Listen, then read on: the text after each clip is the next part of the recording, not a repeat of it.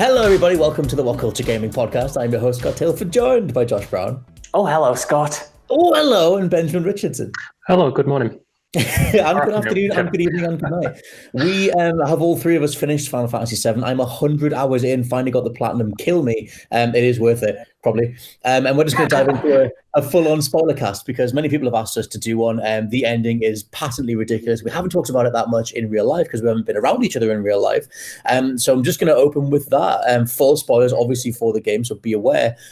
Josh, where did you come down on the ending multiple timeline insanity?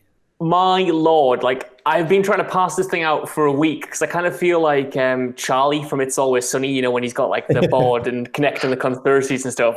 Coming out of the end, I didn't know what was going on, but I don't think that's necessarily a bad thing. It was just the moment when I realized that the game isn't really for me, if that makes sense. It kind of is, but it isn't, because up until the very end, up until the final hour or so of the game, the game doesn't necessarily rely on you knowing the original game. There are a few character cameos that only really resonate if you have played the original. But for the most part, the story, it gives you everything you need to know. But then when it hits you with that final sort of twist with fate and destiny and Sephiroth and stuff, it trades on your knowledge of knowing who characters like Zaka is. Because obviously, I don't know who that is outside of lists I've done and talking to you guys and stuff like that. So there was still a lot of those beats that hit for me. And I love it conceptually. But as a story contained within a single game, I don't think it's anywhere near as good as it could be. But the questions it raises and the things it does to the original narrative, I do like a lot. And I am really excited to see where it goes from here. But I don't know whether that's going to be the case for two long-time Final Fantasy VII fans. See, that's really interesting that you say that, Josh, because I think the ending is a way of them being able to go forwards and create a game that isn't just for Final Fantasy VII fans. I think that specifically is the idea. Well, this is why it's so confusing to me, because I do think you're right, but the way they do it at first makes you at least trades on some knowledge of you knowing what happened originally. For me, this story would have been great had that final cutscene and that final boss thing come about 20 hours into a 40-hour story. It being at the end of game one leaves so many doors open and raises so many questions for someone who doesn't know the story that I wonder if they'd be willing to come back for part two, if that makes sense. Let's drill down on this stuff. What are the things what specifically did you feel like you didn't know? Because they do want you to be asking questions going forward. And if you look at where Midgar ends in the original one, you do have a bunch of questions. And even something like Zack with the black hair, you see fragments of him before you know exactly what his full role is. I think they want you asking questions. The difference is that when you're playing the original game, you don't know that it's trying to remake an old game. So those mysteries are acceptable and you expect the game to explain them later on. Whereas if you're coming to this, as Josh says, you just assume, well, this is some assumed knowledge that I don't have, so now I'm no longer on board. Particularly with the Zack thing, you're quite right.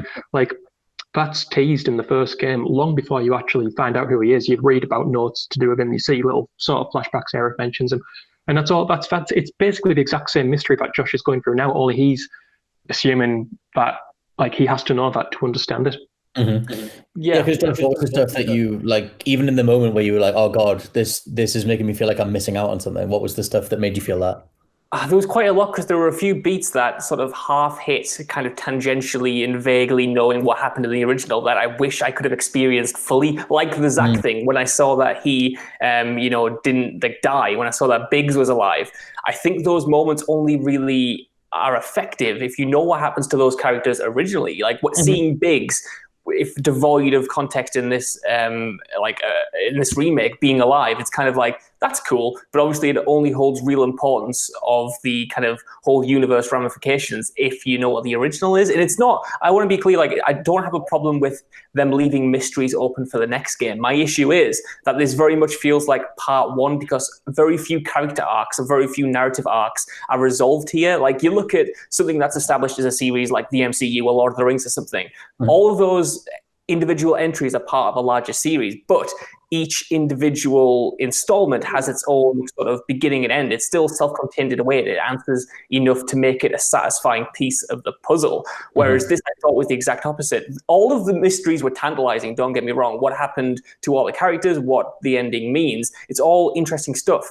But it makes me more excited about part two than it does make me feel like I was satisfied by part one, because I've already uninstalled the game. I want to know what happens next. I'm not interested in experiencing this as it is, because it does feel like I said, part one of a bigger whole, and I think that's fine, but I don't know. It's sort of like going home from the theatre at the end of Act 1 and then coming back 2 years later for Act 2. It is exactly that. You're right. It doesn't. The Midgar arc itself isn't necessarily concluded well, particularly as you storm Shinra HQ and the president's dead, and then you take on Rufus, but then he's not eliminated. He's still there. It's not like that section is complete. The other thing, Josh, there's one big spoiler about Final Fantasy VII, which I'm pretty sure everybody in the world knows by now. One of the largest storyline beats to do with a main character who might or might not have an unfortunate incident involving a very long sword. Yes. I think a big part of its ending was trying to suggest that could change, and I think even non-Final Fantasy VII fans would understand that. Did that resonate with you at all? Yeah, that was the thing that when Scott started saying, something big happens at the end that changes Final Fantasy forever, because I don't know when that happens in the original story, that moment, I wondered playing through it whether they'd moved it up or whether they weren't going to do it at all. So that was always at the back of my mind, because even though I haven't played the original is so entrenched in gaming culture as a whole that stuff like what we're skirting around right now is kind of, in a lot of ways... Spoilercast. Well, yeah, but it's not a spoiler for this game, is it, really? In a way. We're gonna have to get into the whole thing. I don't know, I guess. All right, okay. I guess. I don't know. I'm not really confused. We'll keep, even though that's like the big pop culture twist, we'll keep it specific to a Final Fantasy VII Remake spoilercast. There's a screenshot of that on the back of the Final Fantasy VII box. Right. Well, it's the weird thing, isn't it?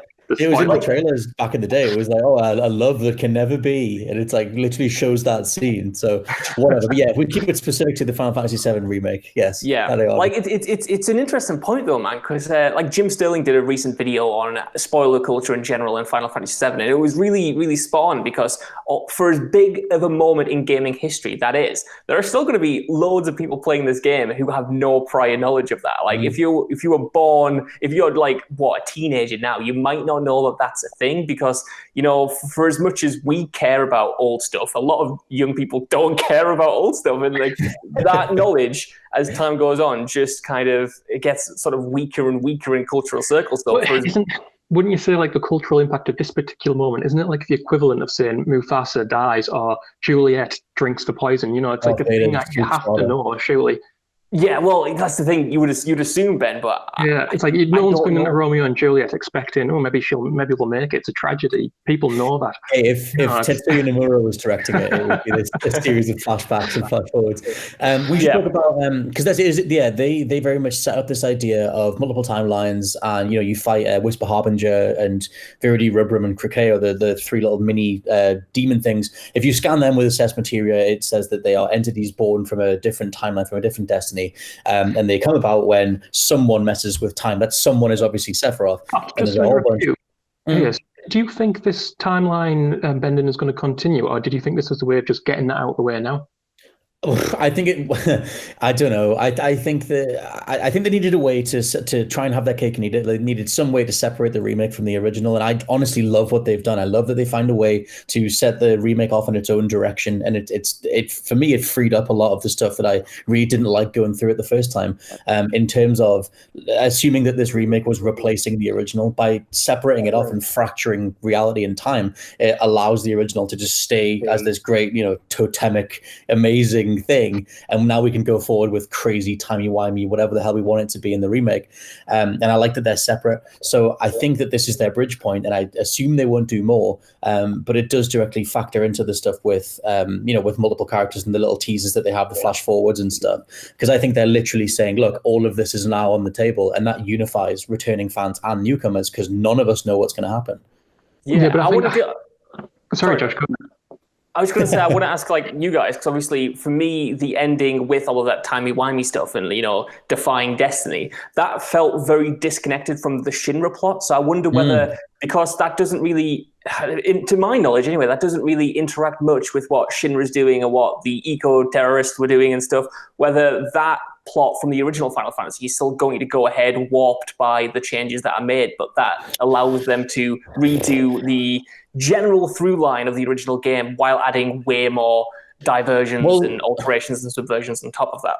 Yeah, all the like cross-dimensional stuff, all that is obviously brand new. The second that like they rip a hole in space and time and walk through it, that's all brand new stuff. The main thrust of the original game is about Shinra, Hojo, the experiments, Sephiroth and Aerith, and who their parents are, and they're both like descended from these scientists and stuff like that, and they're both like battling for the planet.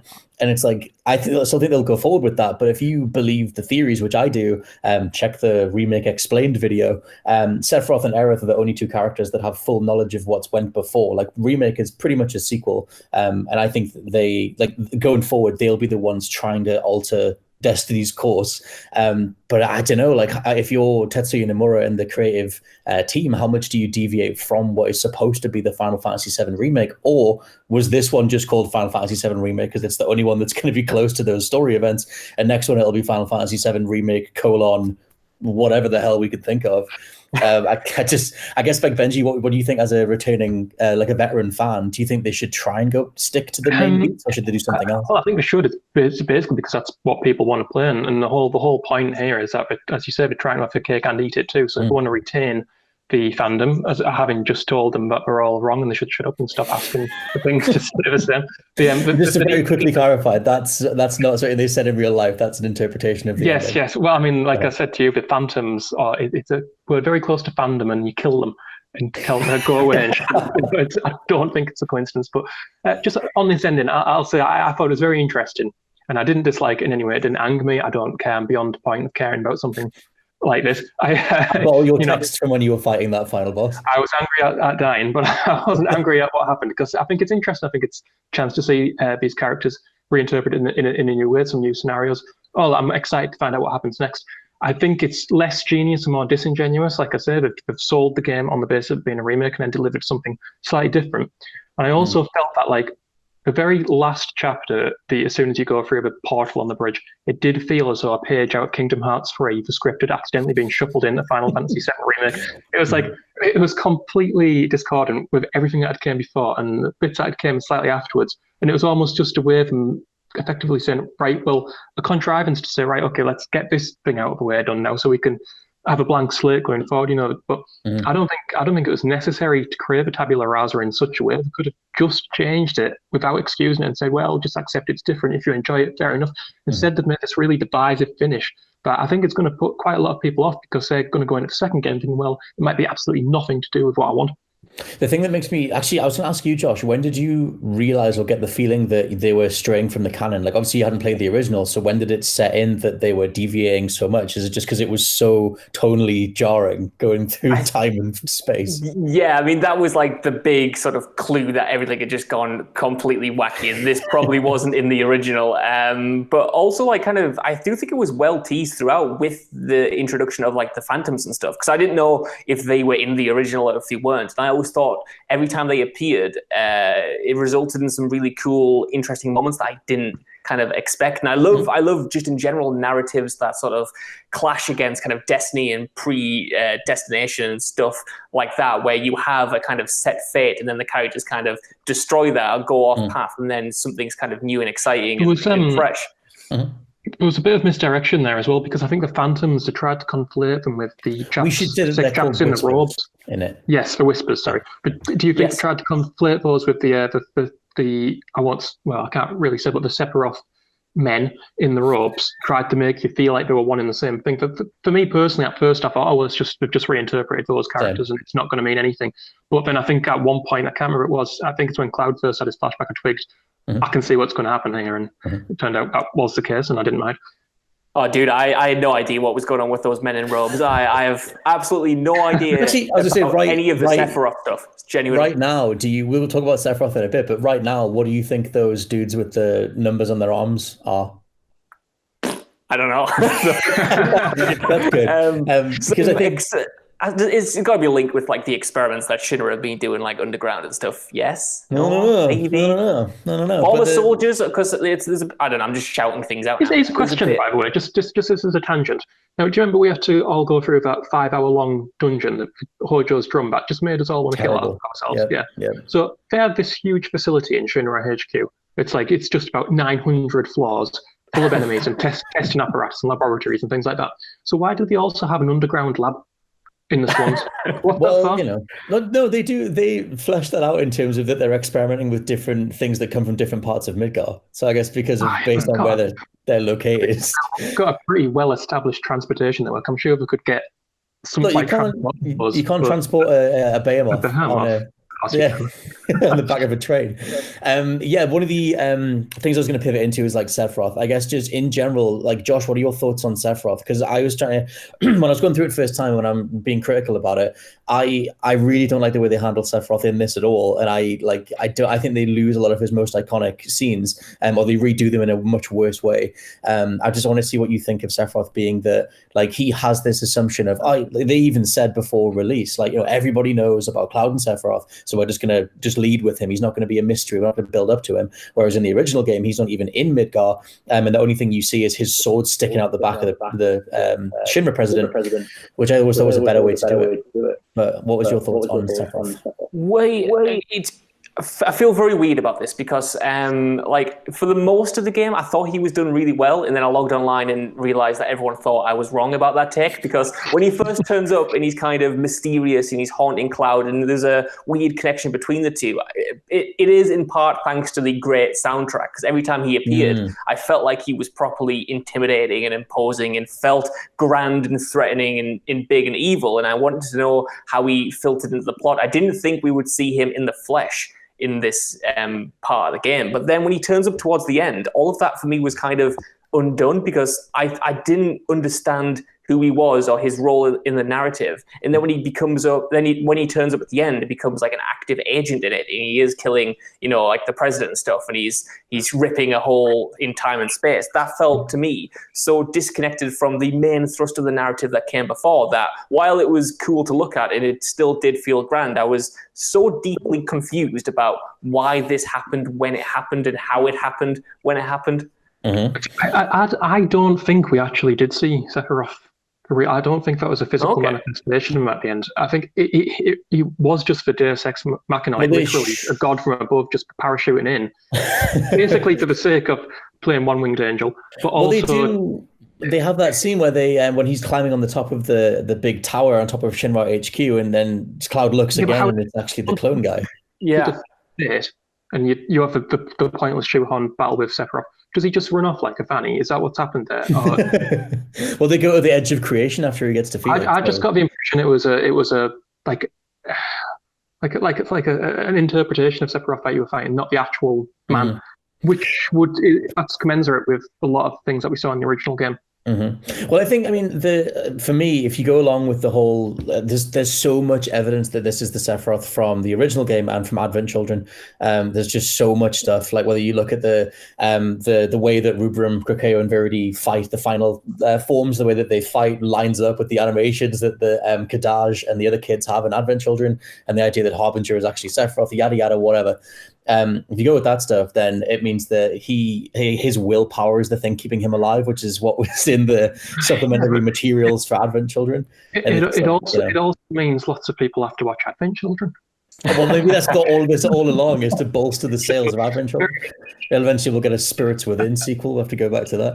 But I guess in terms of another thing as well, actually, next to Sephiroth is, Josh, what do you think or know about Jenova?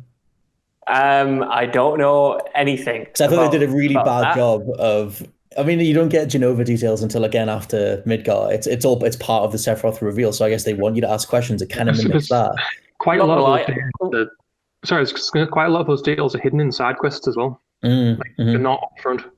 But even at the end, when the scene, Josh, you'll know the scene at the end of the VII remake when you go to fight. It's when you're going to go to the rooftops, and Sephiroth has taken Jenova's head, or taken Jenova in general, and there's all that goop, there's all that alien goop all over the floor, and it's all quite kind of haunted and mysterious and whatever's going on. That scene in the original is all blood, and it leads to the same fight. But it's the whole thing where Sephiroth has butchered all the different people that are living inside the Shinra Tower, working in the Shinra Tower, and that leads to the sword on the back of the president and everything like that.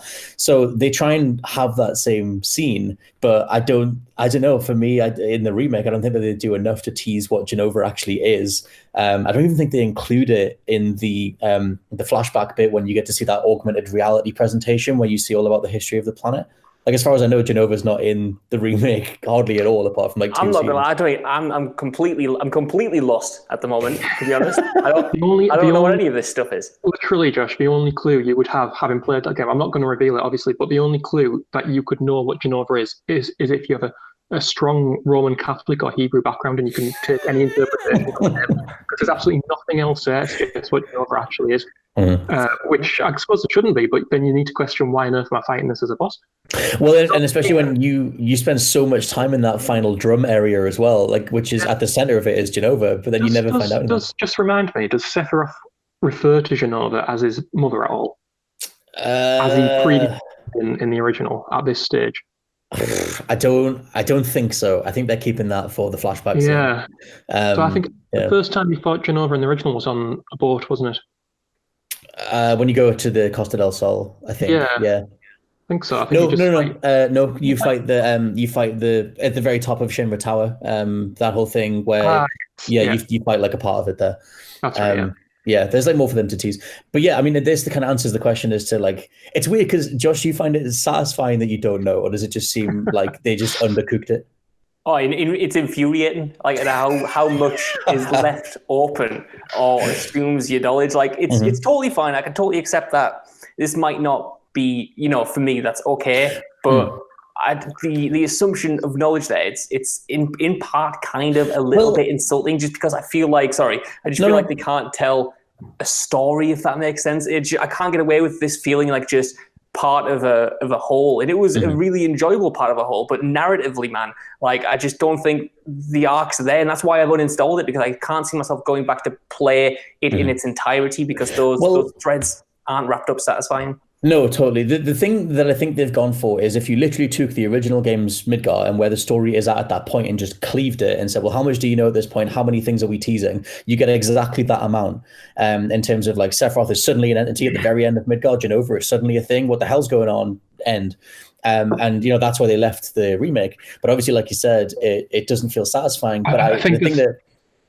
So I was just going to say, there's another good reason as well for some of the teasers, and it's just pure fan service. Yes. Like, I know Josh was confused when he saw the cat in the crown. The cat in the crown, man. Like, what? To someone like being invested in that moment, like literally the plates just fell, hundreds or thousands of people have just died. Here's a small cat with a little crown on that, to be honest, I did pop for and went, oh my god, it's catchy. There's a cat in the crown. It's great. Why there? And also me and you, Benji, and all the people who know what that is, why that doesn't even make any sense as to why. It makes no sense. No, the entity, can't.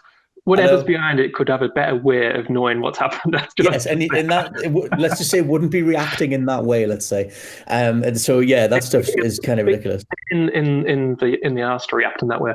It just didn't make any sense.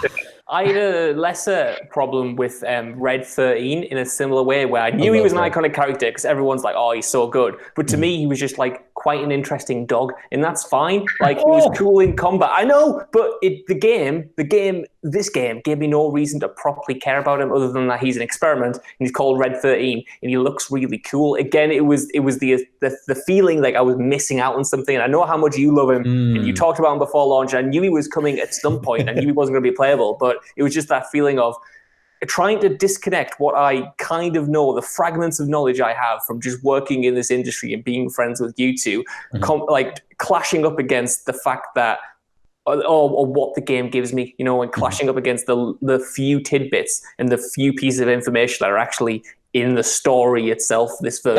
That's 100% totally valid. Like the stuff with Red, I think I love just seeing his and Barrett's interactions. I think every time they have little moments where he does a little high five with his tail, or like when he makes him smile in the back of the van and stuff. It's tiny little things, but obviously it is bolstered by a lifetime of fandom.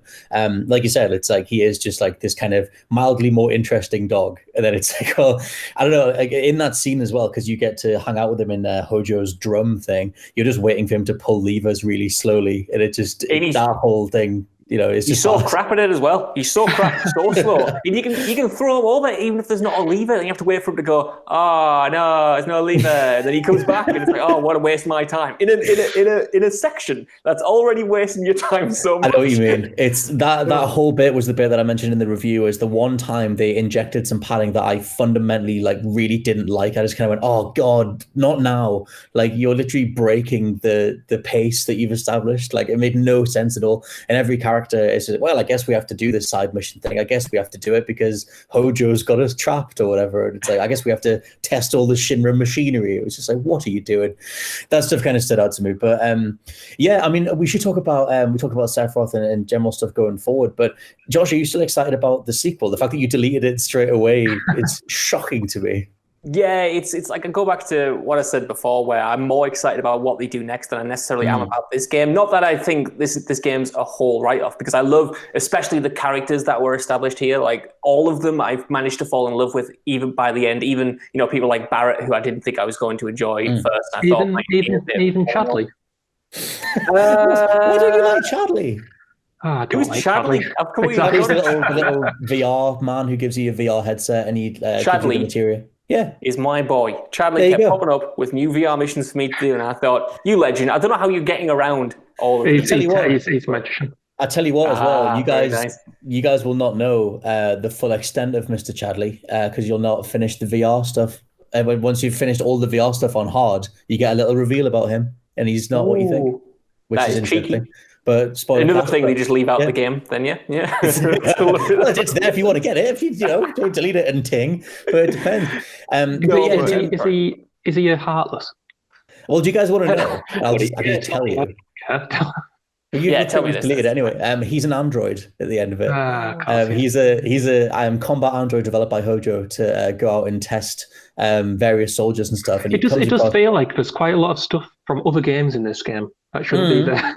What does that remind you of? Kingdom Hearts final boss. You've got your Xeno Saga android. You've got.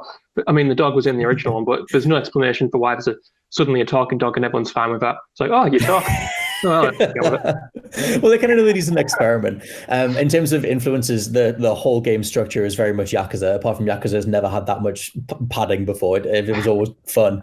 But I was going to mention in terms of cast and sequel stuff, and are we excited and things like that. Josh, do you feel like, because one of the biggest questions I had when I was reviewing it was, would someone still get it in terms of why Aerith is a huge deal or Tifa is a big deal, and in terms of why you said that you kind of fell in love with them, but you get them as, because one of the problems that me and Benji also had is that we kind of felt like they were reduced to just sort of glorified waifus. They're just there for Cloud. They're thirsty for Cloud 24/7, and elements of that are in the original. But to us, when we first went through, I don't want to speak for Benji too much, but we mentioned this to ourselves.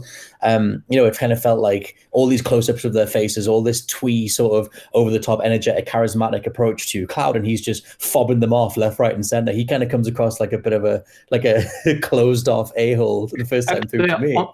On that point, I've been replaying the original game, and it doesn't take long, but it takes a little longer for Aerith to discover that there's more to Cloud than the exterior suggests. And she even suggests, she says in one of the famous sequences in the game that she wants to know the real him. But at this point in the game, she already seems to have formed this unbreakable bond with him, and wants to, as the she's the original her from the first game. Benjamin. All the other characters as well for some reason. I know, but that's the thing. So, Josh, did you you said that you fell in love with them and stuff, but how did you come down on the general sort of, I don't know, I guess relationships between the party, and did it feel like they were just playing on that established connection that they already had from the original game, or the fandom had, or did it feel like it was grown from the ground up? A bit of both, especially with Aerith, like you said. I do think there is an element, like you said, of her being at least knowledgeable about what happens in the original game and already kind of having a connection with Cloud that he doesn't necessarily know about because those parts are a touch awkward. So there is definitely some of that, but I think even on their own terms, they do a pretty good job with it. I was won over by all of them, and I thought all of the relationships felt quite, real and earned towards the end. Like, I thought I would get really annoyed with Cloud being this kind of closed off asshole for most of the game, because I know from speaking to you guys that's not really how he is in the original, but I thought that was one of the few arcs that kind of felt finished towards the end of the game. And if there is a through line in it, I do think it's Cloud going from this kind of shut-off mercenary type to having this bunch of friends. I lived for the moments when you're with Aerith and you're going through a bunch of monsters and she's trying to high-five you, then Cloud's not going to high-five. And the pit in my stomach when he went to do it and she didn't do it, I was like, no. The fact that it made me feel that way, I was like, that's a cool little moment, and I'm pleased they fleshed those ideas out. That was the bit in that collapsed highway is absolute dreck anyway, but that bit when you have to do the high fives, because it would have been so many hours in, I was like, how many times are they going to play the card where someone is energetic and charismatic towards him and he fobs them off directly to their face? That actually really annoyed me, but then they kind of brought it back with the really slow high five, and I was like, okay, that's kind of cool. But I don't know, for that high five scene in particular, I was like, Cloud's not actually like a rude a-hole, he just thinks he's supposed to be a cold mercenary. There's like, it's a fine line, but I always thought it came across better in the original that he's like playing the part of this like super cool mercenary, and he flips into the train when they do the first mission and stuff like that. Whereas like in the remake, I was just like, you're a complete dick. I do think it comes across is like him playing a part for a lot of it. I think the flashbacks to him as a kid help it, because he almost does feel like a kid wearing his dad's clothes, you know what I mean? Like, and I think that's quite intentional to have him think that he needs to be emotionally unavailable or emotionally closed off because, that's the way he doesn't get hurt. And then kind of see that crack, but him trying to keep the facade up for quite a while. I do think they did quite well. I mean, the writing in general has been praised like across the board. I didn't find that, and Benji, I know you were the same. When we both went through it, we were like, "Oh my god, the script seems worse." Is that something you'd still think after finishing it? I think I would, yeah. I thought it was a little bit hyperbolic at times. It was not subtly enough for my liking. There's just some areas where characters aren't necessarily as human as should be. Like after big, huge emotional events that would have very like significant impact on your psyche and on your feelings, and then we just sort of brush them off within a couple of minutes and say, "Oh, that's sad. Okay, let's move on." Like there's and everybody's really concerned about the plot all the time. And I think the times when the writing's strong is when they are doing the human interactions, when Barrett and Cloud are sort of having a little back and forth when you're going on the missions, and some of the stuff with Aerith in-house, and I think the stuff with Elmira as well is very strong, but a lot of that was taken directly from the original game. But on the whole, yeah, I think it could have been, I don't know, just a lot tighter. I think it is another thing that comes from just like it is strange because like in terms of like favorite party loadouts and favorite characters and stuff, for the vast majority of the game you're given a specific loadout of characters and you have to you're either Cloud and Aerith or you're Cloud, Tifa and Barrett for the vast majority. It's only when you do the optional VR stuff that you can actually pick a party, and that obviously comes from segmenting Midgar overall in terms of just those characters are only with each other, and it's for me there's so much reduced party banter. Like I remember thinking that it really came into its own in like chapter 14, but at that point you're like 18 hours in terms of like multiple characters bouncing off each other. I do want to ask, very confused. I'm very confused because especially towards the end when they are essentially on the big mission together and the game kept contriving reasons to split them up into groups of 2 or 3. Like there was a part where there's like 3 of them and Barrett's just off pissing about with like Red 13 for no reason. I'm like, why? What stops them from putting all those characters together? I didn't quite understand that. I didn't know whether that's because they that way in the original or no. Yeah. I think it's an intentional design choice to try and force you into different configurations of the characters, so it offers a different tactical challenge. I think that was purely the reason. Yeah, they just for me, it's that group banter is one of the reasons I adore Final Fantasy VII, the original one. It's just that group chemistry. Like each character is so unique, and they have so much to bounce off each other with. So I kind of missed that. It is strange because overall, when we talk about the highs and lows of the game overall, Josh, you loved the most, I think, the middle chunk with Aerith. When things sort of calmed down, it was more of a character piece, and you weren't that massive on the intro and the outro. Whereas that's the complete opposite for me. I thought the middle was a huge drag, and I adored the intro and the outro. Well, it's strange. I thought from a gameplay perspective, like the last 10 hours or so were such was so weirdly placed and was such a slog that it kind of ruined a lot of the love that I had for it in the middle section. I do think the middle section is the strongest around the wall market stuff, but I would be lying if I didn't say like the ambitions of the ending didn't bring it back a little bit. When it first kicked off, I was a bit frustrated with the gameplay. In the story itself, kind of like threw me in without explaining too much, which was kind of left me without a paddle in a way. Whereas the end, I really enjoyed where the story was going, even if I am annoyed that I didn't wrap much up. But that was sort of contrasted with the most frustrating gameplay sections of the whole thing in my eyes, which does like frustrate you quite a lot. Like for me, this game could have happily been 20 hours, you know what I mean? Like you could have cut a lot of the padding out and not lost anything because the story stuff is so good. And it's not like the parts where you're slowly walking around towns with Aerith are the problem to me. It is just those elongated sections where you're looking for key cards or you're having to go through 3 different rooms to unlock a door. It feels archaic and like it's wasting your time, which is it's not the worst part. It is archaic, but it's also, it points to me like a degree of fear about the fandom on Square Enix part, which is why I felt like we couldn't confidently release a very, very, very good 20-hour game. We have to release a very good 20-hour game wrapped up in a quite boring 30-hour game. It's also why I come up with a reason to change the plot instead of just going ahead and doing it. You know what I mean? It's like I understand why they'd be afraid of backlash given how long the game's been in development and given people are expecting more than a 20-hour game after 6 years. That's being billed as final. We're already annoyed that it's been split into parts and then, you're effectively getting 4 hours of the original. But it would be longer if it had just, been a lot braver, perhaps. And like you said, cut out those things and just did what we wanted from that without coming up with a contrivance for it. They did discuss that stuff tons as well in terms of like, don't worry, it's going to be a quote unquote proper JRPG. We're going to make sure there's enough gameplay in there. One of the things in the advertising blurb is it's as long as a regular Final Fantasy. Well, it's not for a start. It's about half the size, but except for Final Fantasy 15, which just falls off a cliff after 15 hours anyway. But it's not, length isn't better, is it? It's not stronger for it. No, I think, and that's the thing. If they'd made it more focused, I don't know whether that would have exacerbated all the problems of like, okay, so where's part 2? Like, I don't know whether you would have been left hanging in more of a negative. Is that it? And that's obviously the problem I had. So it's difficult. I think maybe we've got the balance slightly wrong. It's strange because having now gone through hard and got the platinum and literally my hour count is 98 at this point, which is ludicrous. Like most of that is because I've never done a platinum before. I've just never done one and I've never made a plan to get one. So I was rerunning stuff over and over and over again.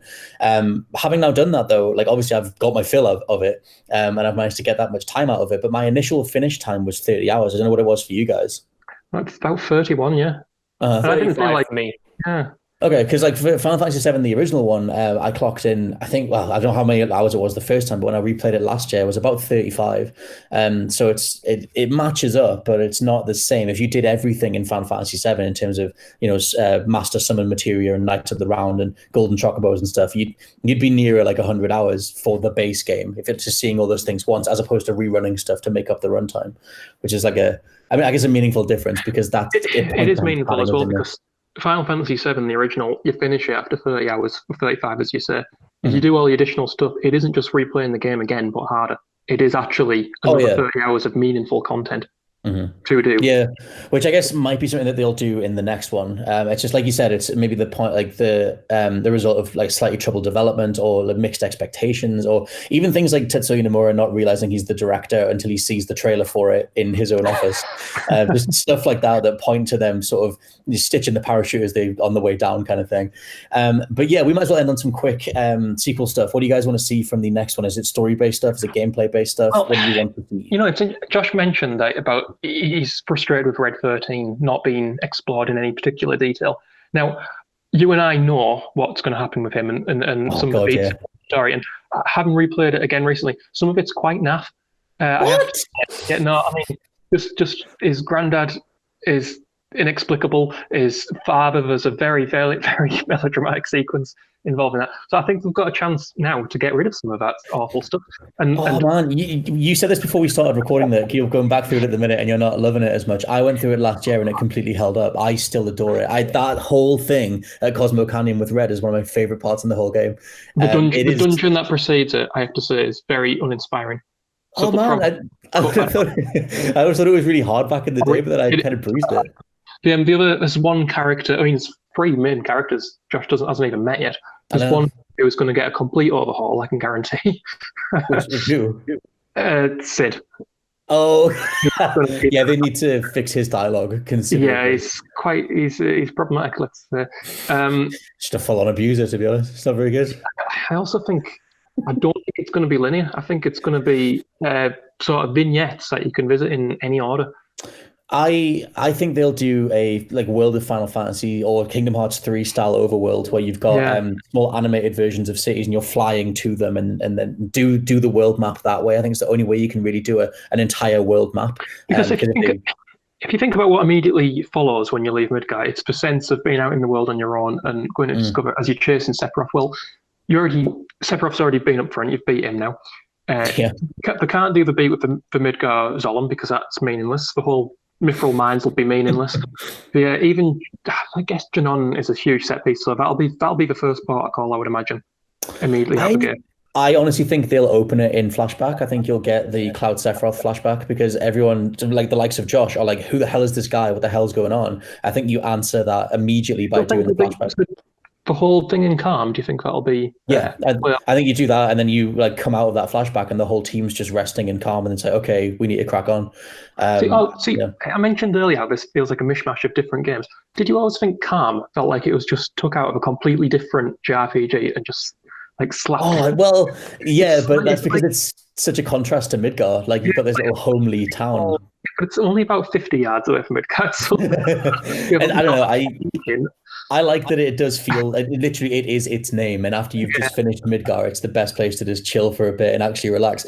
But yeah, Josh, as a newcomer to the whole thing, what do you want from the sequel? Do you want story details or gameplay? I want them to change the gameplay quite considerably. I don't know whether either make it not the gameplay itself, the level design, let's say, and then the pacing. I want them to fix that. Either make it more linear and don't put all the padding in, or make it kind of bigger and open world. And if it takes a bit longer to come out, then it takes a bit longer to come out. But as long as they fulfill the promise of this ending, I will be totally fine with it. Because at the moment, like I said, I love it conceptually. I love the doors it opens, and I love what they can now do to Final Fantasy VII, the original. Because I will play the original before I get to part 2. You won't.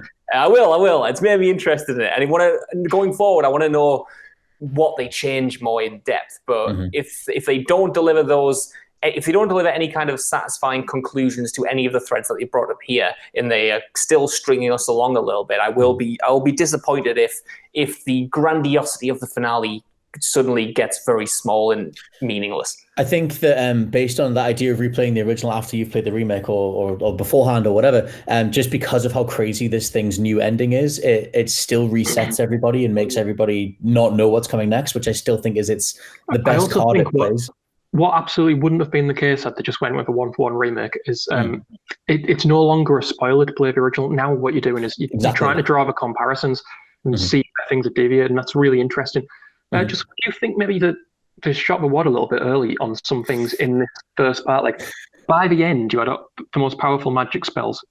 You didn't have you faced Sephiroth. You had One Winged Angel. You had I know it's only VR, but you're still fighting like Behemoth and things like that. Where do they go from here? Are they going to have to reset all the characters back to a base? I don't know how the hell they address the leveling problem, because I'm level 50 across the board and everyone's on 9999 health. I think it's going to be a hard reset, like in Xenosaga Part 2, for example. Like I still have to. They need to give you something to work towards. There are obviously way more complex materia systems to bring in. Stuff that you don't realize how much you need specific chained materia setups until you play on hard, where your MP recovery isn't a thing and you don't get to use items. So you have to use prayer and HP recovery and MP recovery. Yeah, so the game gives you a lot of materia, and some of it like late level materia that would be quite useful, but you're still getting early level weapons that don't necessarily have the slots to accommodate. You can unlock them though. Well, I suppose, but in the actual, just in the course of the main game itself, so you end up with a lot. You don't really get a lot of opportunity to use materia to its fullest. I found that's true for a normal playthrough. That's why I loved going back through it on hard. It's strange because I still can't tell if it's a positive or a negative. Personally, I think it's positive that if you explore more of the game, you play it again on hard, you discover this whole other depth to the combat that relies on that. Yeah, see, that sounds like that to me, and that's where the game would naturally go from this point forth, but only if it can somehow carry over what you've got from this game into the next, which I just don't feel is possible. Oh, they have to do some sort of save transfer thing, but I Do you don't think know how. it'll probably be cross-platform as well? I would imagine. Yeah, well, I guess they. In fact, I can't even imagine it being on the PS4. That'd be really weird. I guess they know that the PS5 is backwards compatible anyway, so I guess you just release it. Actively release a PS4 game on the PS5. Yeah, and it just auto up-reses on PS5. I don't know. They're in a hell. The whole thing's this weirdest position thing, and they're so much aware of it. Like, I mean, Aerith talks about boundless, terrifying freedom ahead of her, and at the very end, it says the unknown journey continues. It's never been referred to as the unknown journey before, unless I'm missing something. And it just feels like they're just going like, we don't know. We're doing what we can. Please come with us. So just on Aerith, by the way, is that and it does touch upon this when Elmer is telling the story, is that she did have visions of the future originally. Yes. That is not necessarily a new thing. So it's possible that she had those visions before, and it might still not be averted, the fate everybody's expecting. But this is a way to give people, like, because we know for 23 years, one of the biggest video game urban legends is, can you revive Aerith? How do you do it? Everybody's wanted to, everybody's tried, and now it's giving people hope that in this version, maybe you can, but maybe you can't. That's the stuff that I think directly plays into all the fan theories and the reasons that they're teasing you with these particular scenes, and they're setting that stuff up. And literally, I mean, Sephiroth says you have 7 seconds until the end. 7 seconds is the window that Sephiroth kills someone in the first game, and it just seems like that's what they're directly addressing. That like he's fully aware of everything he's done in the past.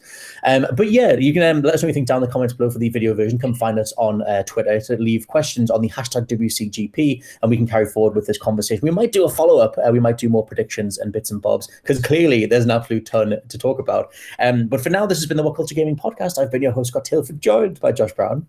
Goodbye. And Benjamin Richardson. Thank you. Goodbye. I'll catch you next time. Bye. See ya.